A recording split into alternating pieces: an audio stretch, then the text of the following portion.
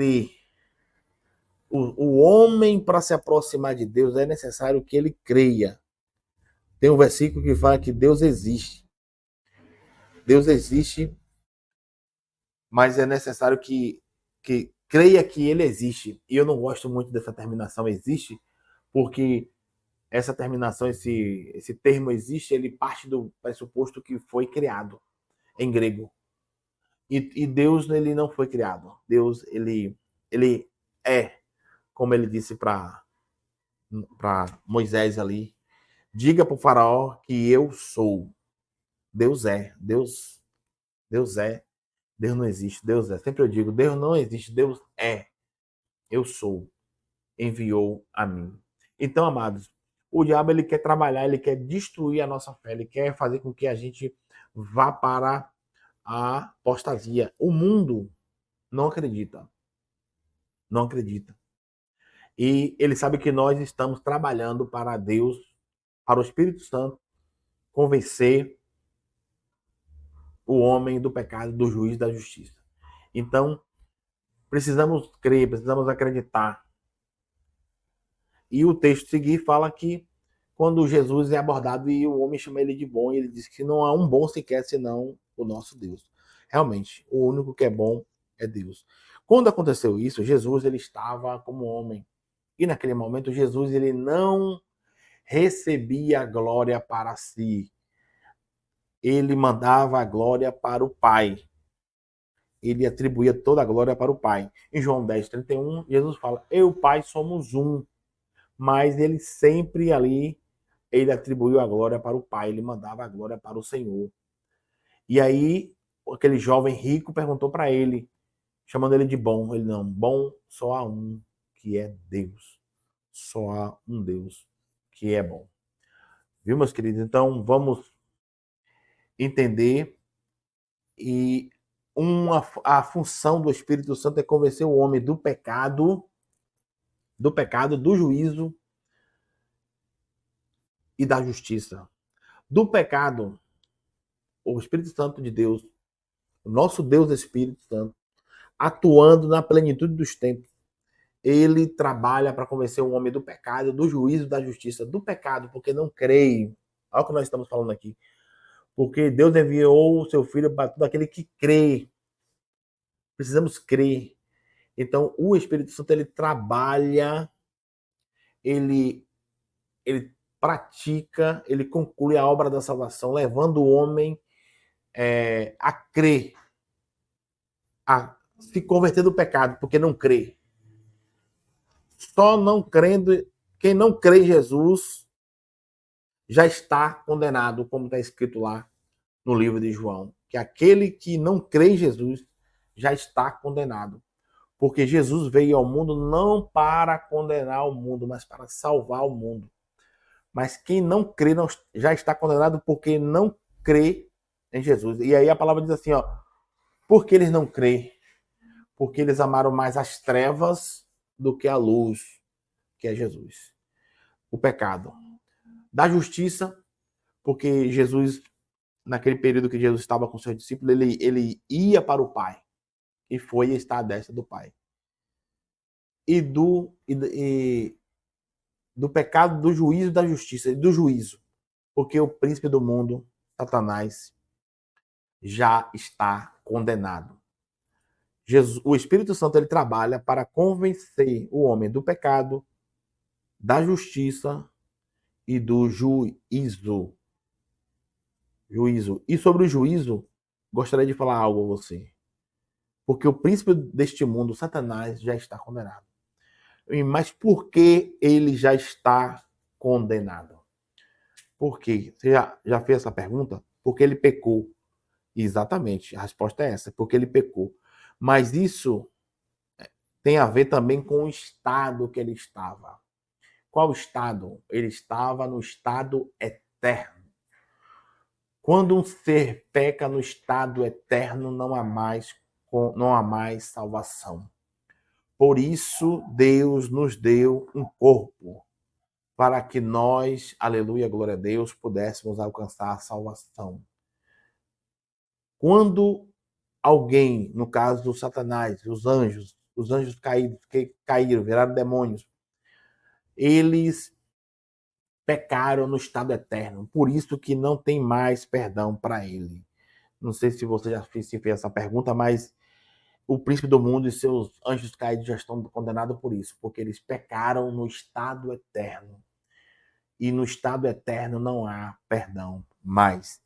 Por isso que Jesus fala que ao homem está ordenado morrer uma única vez, vindo depois disso o juízo. Então, morre uma vez só. A vida, o arrependimento é aqui, não é lá. Lá é estado eterno, lá não pode se arrepender mais.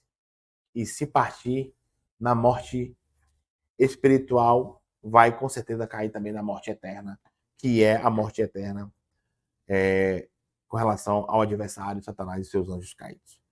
Amém, meus queridos? Já estamos avançando, né? Acredito que já estamos caminhando para a conclusão.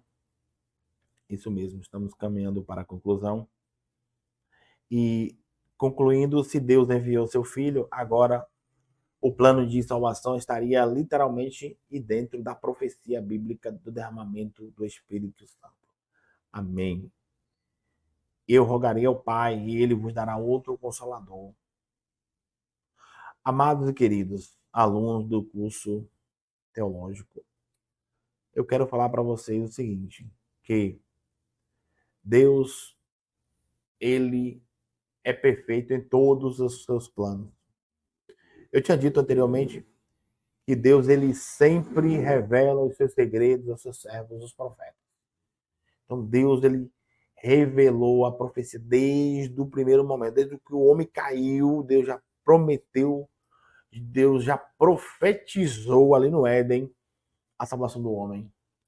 E essa salvação, ela vem para a prática, para a aplicação e para a conclusão da salvação através do seu Espírito Santo. Porque Jesus, ele, quando ele fez 30 anos, e ele iniciou seu ministério terreno, a palavra de Deus diz que Jesus foi ali para ser batizado por João. E João Batista questionou Jesus e perguntou e falou para ele: Pai, eu que careço de ser batizado por ti, e vem tu a mim? E aí Jesus disse: para que cumpra toda a justiça, deixa, me batiza. E a palavra diz que quando Jesus foi batizado por João Batista, o que foi que aconteceu, meus queridos? Um dos textos mais comprobatórios, mais claro, mais explícito do Novo Testamento, da Nova Aliança, foi o Espírito Santo descer, quando Jesus saiu da água, o Espírito Santo descer em forma corpórea de uma pomba e pousar sobre Jesus Cristo. Ali estava o Pai, o Filho e o Espírito Santo. E o Pai testificar do Filho e dizer: eis, em alta voz dos céus, dizer: este é meu Filho amado, em quem eu me comprazo, em quem eu tenho prazer. E a Bíblia diz que o Espírito Santo desceu e repousou sobre a vida dele. Porque Deus, ele não é o homem para que minta, e nem filho do homem para que se arrependa. Porventura diria, não faria, ou falaria e não confirmaria. Se Deus prometeu salvação, se Deus disse para Eva: ó Eva, tu foi enganada pela serpente, pelo adversário, pelo adversário, mas não vai ficar caído. Tu foi enganado, tu perdeu tu desobedeceu, perdeu a comunhão, perdeu a paz. Porque, amados, o pecado, ele traz uma consequência muito grande para o ser humano. Ele afasta o ser humano de Deus, da comunhão de Deus, da paz de Deus, e ele traz muitos problemas espirituais, doenças físicas, problemas financeiros. Note que Adão estava lá no Éden, tranquilão, com tudo à vontade, né? Assim, meu coordenador, tudo tranquilo, lá à vontade, tudo do bom e do melhor. Daqui a pouco o homem vai lá, desobedece a ordenança do pai. Aí agora Deus chama ele e diz: ó, tu desobedeceu, agora tu vai suar teu rosto, Tu vai viver do suor do teu rosto, vai trabalhar, né? Não era pra gente estar trabalhando tanto assim não, mas Deus é bom, né? Então, meus amados, ali naquele evento ali do batismo de Jesus, nós temos um dos textos, os textos sagrados mais completo que comprovam mais uma vez, mais um texto que comprovam a Trindade Santa, que é o Pai, o Filho e o Espírito Santo, que é o nosso Deus, né? Trino. Amém? Pessoas distintas, porém um único Deus. Deus se manifestou lá atrás como Pai, o Espírito Santo vinha por medida, Jesus já estava lá na túnica do Cordeiro que foi morto, Jesus já estava lá nos textos, Jesus já estava presente em tudo, assim como o Espírito Santo. Aí, na plenitude dos tempos, Jesus vem, o Pai, Jesus é encarnado como o Salvador, e a palavra diz que ele conversando, orientando, porque Jesus ele ensinava. E é muito pertinente esse curso teológico, e nós gostamos muito desse trabalho de estudo, de ensino. Note, meu coordenador, que Jesus ele sempre ensinava, ele gostava de ensinar, né? Você vê aquele Sermão do Monte ali do capítulo 5 até o capítulo 7 ali, Jesus ensinou tanta coisa boa que Jesus ensinou ali.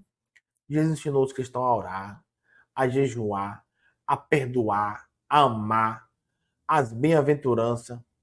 Jesus ensinou que você é a luz e o sal da terra e a luz do mundo. Então Jesus, a vida de Jesus era ensinando, era orientando o povo, né? Ensinando a palavra. Por isso que hoje nós precisamos valorizar muito esse ministério, o ministério do ensino, o ministério da pregação, do ensino, para que as pessoas cresçam na graça e no conhecimento do nosso Senhor.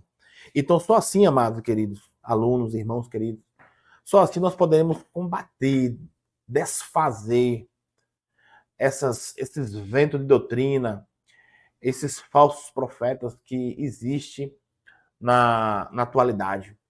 Note que no capítulo 3 de segunda carta de 2 Pedro, quando Deus, ali o apóstolo Pedro escreve aquela carta, ali, amados e queridos, é o primeiro século, estamos falando ali do primeiro século da Igreja de Cristo, né? Igreja dos apóstolos ainda, a igreja primitiva, quando Pedro escreve aquela carta, e Pedro já advertia os cristãos daquela época, que já havia falsos profetas, homens mentirosos, homens que questionavam onde está a promessa da tua vinda, porque desde que os pais morreram, tudo continua como está. Já havia homens presunçosos, homens soberbos, homens profanos, homens que apostatas, porque esse questionamento era apostado. Onde está a promessa da tua vinda? Desde o primeiro século já havia esse pessoal esses falsos profetas, falsos mestres, questionando a veracidade e o cumprimento das profecias bíblicas.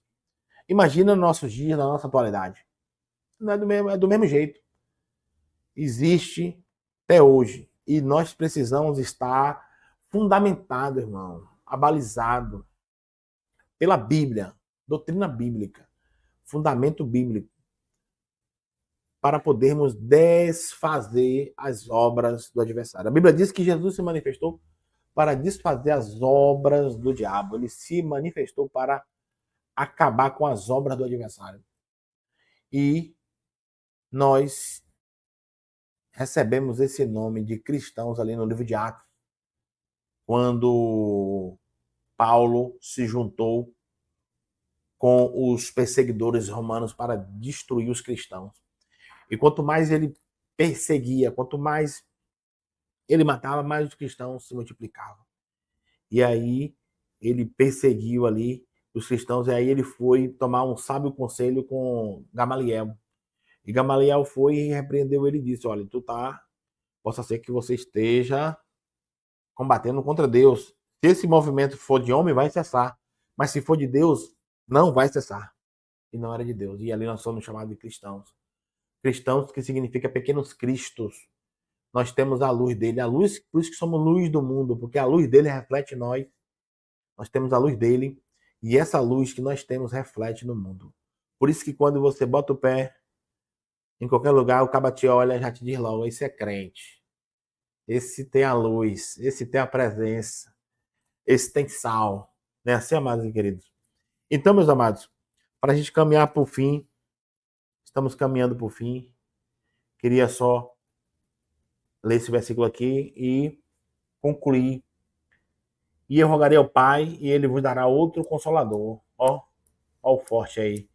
Para que fique conosco para sempre. O Espírito da verdade. Que o mundo não pode receber porque não crê nem o conhece. Mas vós conhecereis, porque ele habita convosco e estará em vós. Meus amados, Jesus disse esse versículo aqui, ele estando vivo. E Jesus estava vivo ainda, Jesus não tinha sido morto aí, não tinha sido assunto ao céu. E Jesus testificava aqui que o Espírito Santo de Deus, ele é a verdade. E ele disse assim, que rogarei ao Pai outro consolador. E consolador aqui, outro, significa outro idêntico, igual, a mesma essência, na mesma essência. Logo, ele diz que ele habitaria em nós, o Espírito Santo. Só que, como nós falamos no início, onde o Pai operava, o Espírito Santo e o Filho estavam juntos.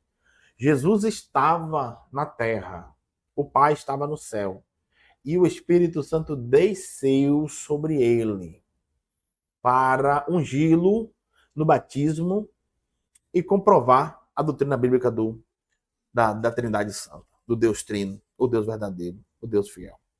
Então, meus amados e queridos, ele prometeu. Aí, um certo texto, ele fala assim, ó, se eu não for, aí entra aquele momento ali que o apóstolo Pedro, ele aborda Jesus, quando Jesus pergunta quem ser o Filho do Homem, e uns falam que é Jeremias, o profeta e tal, mas Pedro depois, sabiamente, inspirado por Deus, responde que és o Filho de Deus, o Filho do Altíssimo, o Cristo. E aí Jesus diz que sabiamente não foi carne nem sangue que revelou, mas foi o Espírito Santo de Deus que revelou para ele. Logo após, ele se opõe ao objetivo da vida de Jesus, que era morrer na cruz e salvar a humanidade. Logo aí, Jesus repreende ele, porque ele não entendia o objetivo da vida de Jesus. Ele não entendia ainda. E aí, meus amados, Jesus disse assim, se eu não for, o Espírito não virá. É necessário que eu vá, porque eu indo, eu vou e rogarei ao Pai para que envie outro Consolador, o Espírito Santo da verdade. E ele testificará de mim em João 14, 26. Mas aquele Consolador, o Espírito Santo, que o Pai enviará em meu nome, ele vos ensinará todas as coisas e vos fará lembrar de tudo quanto vos tenho dito. Então, meus amados, mas quando vier o Consolador, que eu da parte do meu Pai vos hei de enviar, aquele Espírito da verdade, que procede do Pai, testificará de mim. O Espírito Santo testificou de Jesus. O Pai testificou do Filho e o Filho testificou do Espírito. Então, meus queridos amados, de Gênesis a Apocalipse, a doutrina da Trindade, o Pai é Deus, o Filho é Deus e o Espírito Santo é Deus. Ela é muito clara, muito evidente e não deixa dúvidas pelos versículos, pelos textos abordados, com a graça, com a interpretação do Espírito Santo. Note que não há sombra de dúvida ou variação. Quando nós nos debruçamos sobre essa palavra para meditarmos de maneira minuciosa, né? João, porém, respondendo, disse: errai, não conhecendo os homens as Escrituras, e nem o poder de Deus.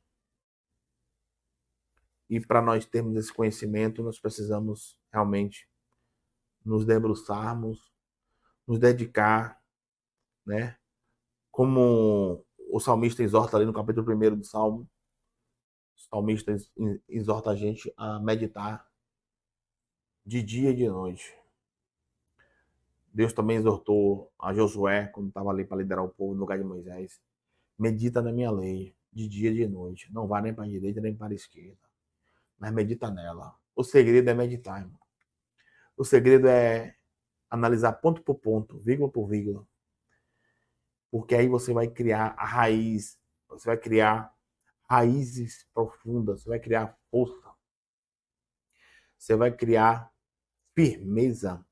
Eu não me recordo agora, mas tem uma planta, ela, eu esqueci o nome da planta agora, é o bambu, se não me engano é o bambu japonês. Ela passa o bambu japonês, ele passa 5 anos, 5 anos só crescendo raiz, só crescendo firmeza. E aí você não vê, rapaz, essa planta não cresce, não cresce. E aí ela cresce, se não me engano, é 2 ou é 3 centímetros, o meu coordenador Fabrício, por ano. Por ano. Depois ela só cresce acima da terra, só dá fruto, só dá tamanho, depois que ela cresce toda a raiz.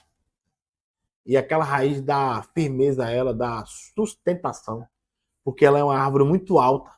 Então, antes dela crescer para cima, né, vamos dizer assim, ela precisa crescer os fundamentos, as raízes. Então, essa raiz do conhecimento, da palavra de Deus, que você vai estar preparado para desfazer as obras do inimigo.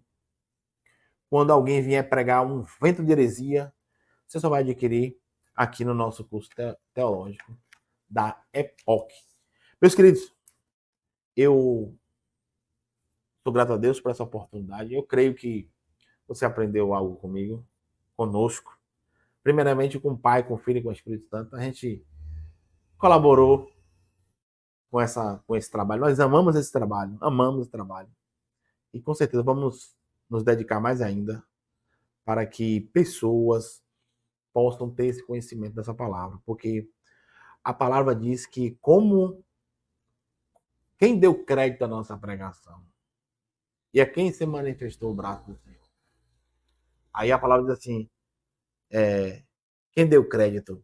Aí como pregarão? A palavra diz assim, que todo aquele que invocar o nome do Senhor será salvo. Mas como ouvirão se não há quem pregue?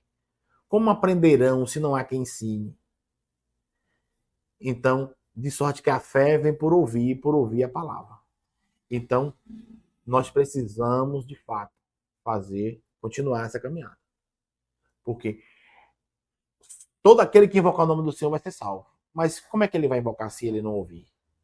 E como é que ele vai ter fé? Ele só vai ter fé se ele ouvir. E cadê os mensageiros? Cadê os profetas? Cadê os pastores? Cadê os ensinadores? Os professores? Cadê esses homens de Deus preparados, levantados com esse objetivo?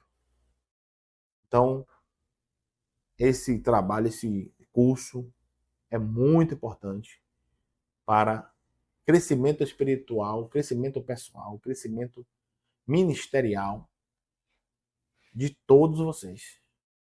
Espero em Deus que nós tenhamos outra oportunidade de estarmos juntos. Em nome de Jesus. Que Deus em Cristo Jesus abençoe cada um de vocês. Em nome de Jesus. E até a próxima. Amém. Ei, Fabrício.